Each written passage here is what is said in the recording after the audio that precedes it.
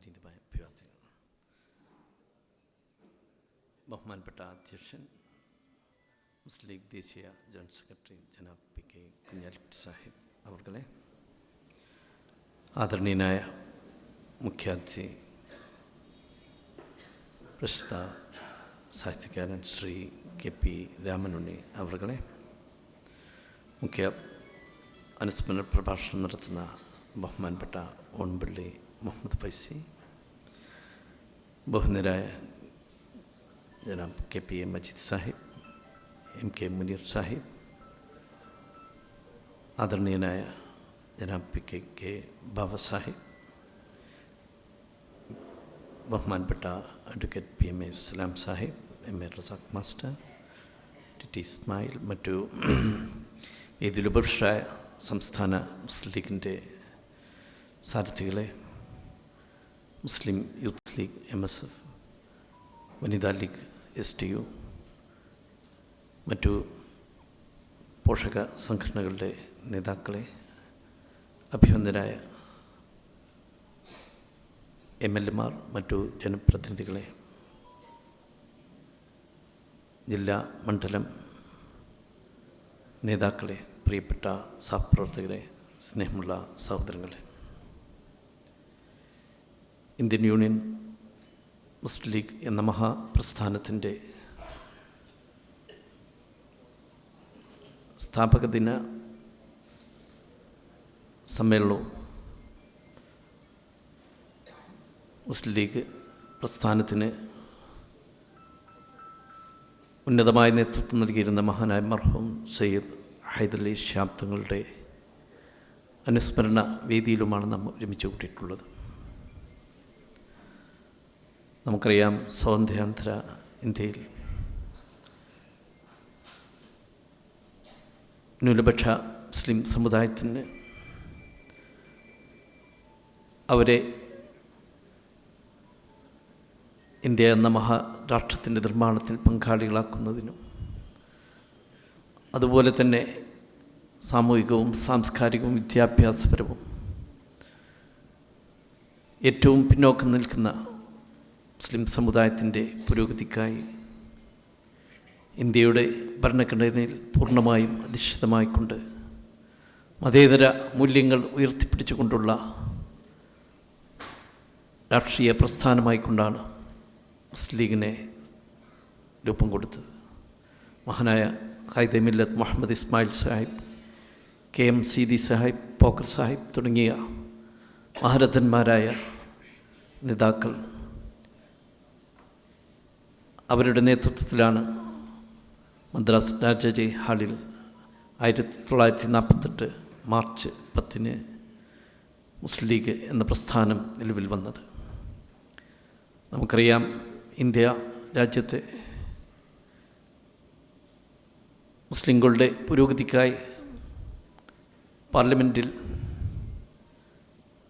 അംഗങ്ങൾ വളരെ ചുരുക്കമായിരുന്നെങ്കിലും ഇന്ത്യയിലെ മൊത്തം മുസ്ലിം സമുദായത്തിൻ്റെ നന്മയ്ക്കായി, അതുപോലെ തന്നെ മറ്റു പിന്നോക്ക സമുദായങ്ങളുടെയും ഉയർച്ചയ്ക്കും ക്ഷേമത്തിനുമായി വളരെ ആത്മാർത്ഥതയോടെ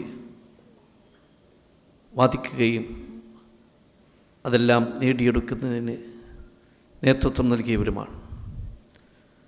നമുക്കറിയാം, കേരളത്തിൽ മഹാന്മാരായ ഖായിദുൽ ഖാം സയ്യിദ് അബ്ദുറഹ്മാൻ ബാഫഖ് തങ്ങൾ, PMS പൂക്കോയ തങ്ങൾ, CH മുഹമ്മദ് കോയ സാഹിബ്, സയ്യിദ് മുഹമ്മദ് അലി ശിഹാബ് തങ്ങൾ, അവരുടെയൊക്കെ മഹനീയമായ നേതൃത്വത്തിൽ മുസ്ലിം ലീഗ് ശക്തി പ്രാപിക്കുകയും ഭരണരംഗത്ത് നേതൃത്വം നൽകുകയും ചെയ്തപ്പോൾ ഇന്ത്യയിലെ മറ്റു സംസ്ഥാനങ്ങളിൽ നിന്നും വ്യത്യസ്തമായി കേരളത്തിലെ മുസ്ലിം സമൂഹത്തിന് ആത്മാഭിമാനകരമായ വളർച്ചയാണ് സാധ്യമായത്. എന്നാൽ മറ്റു വിവിധ മതക്കാരുള്ള നമ്മുടെ സമൂഹത്തിൽ സ്നേഹവും സൗഹൃദവും കരുണയും കൈമുതലാക്കിക്കൊണ്ടാണ് മുസ്ലിം ലീഗ് പ്രവർത്തിച്ചിട്ടുള്ളത്. അതുകൊണ്ട് തന്നെ നമുക്കറിയാം, മുസ്ലിം ലീഗ് എന്ന പ്രസ്ഥാനം എല്ലാ ജനവിഭാഗങ്ങളുടെയും സ്നേഹവും ആദരവും വിശ്വാസവും ആർജിച്ചെടുക്കുകയുണ്ടായി. ആ മഹനീയമായ മുസ്ലിം ലീഗിൻ്റെ ആ പൈതൃകം കൂടുതൽ ശക്തമാക്കി ഇന്നും തുടർന്നു വരുന്നതിൽ ഏറ്റവും വലിയ പങ്ക് വഹിച്ചവരിൽ പ്രമുഖനാണ് മഹാനായ സയ്യിദ് ഹൈദരലി ശിഹാബ് തങ്ങൾ അവർകൾ. അള്ളാഹു അദ്ദേഹത്തിന് മഗ്ഫിറത്തും മർഹമത്തും നൽകുമാറാകട്ടെ. തീർച്ചയായിട്ടും മുസ്ലിം ലീഗിൻ്റെയും സമസ്ത ജംഇയ്യത്തുൽ ഉലമയുടെയും മറ്റു മഹല്ലുകൾക്കുമൊക്കെ നേതൃത്വം നൽകി, അതുപോലെ തന്നെ ജനങ്ങളുടെ സാമൂഹികവും കുടുംബപരവും വ്യക്തിപരമായ പ്രശ്നങ്ങൾക്ക് പരിഹാരം നൽകിക്കൊണ്ടൊക്കെ ജീവിതത്തിൽ വളരെ സ്നേഹവും അതുപോലെ തന്നെ ദയയും, അങ്ങനെ എല്ലാ അർത്ഥത്തിലും മാനവികതയ്ക്ക് വേണ്ടി നിലകൊള്ളുക.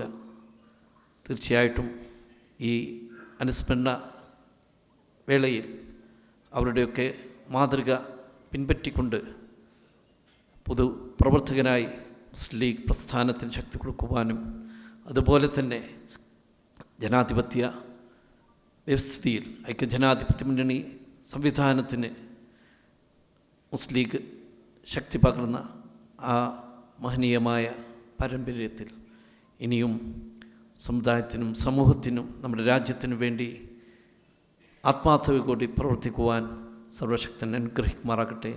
മഹാനായ സയ്യിദ് ഹൈദരലി ശിഹാബ് തങ്ങളർക്കും നമ്മിൽ നിന്ന് വിട പറഞ്ഞു പോയ നമ്മുടെ നേതാക്കൾക്കും നമ്മുടെ ഉലമാക്കൾക്കും നമ്മുടെ പ്രവർത്തകർക്കുമൊക്കെ തന്നെ അള്ളാഹു മഗ്ഫിറത്തും മർഹമത്തും നൽകുമാറാകട്ടെ.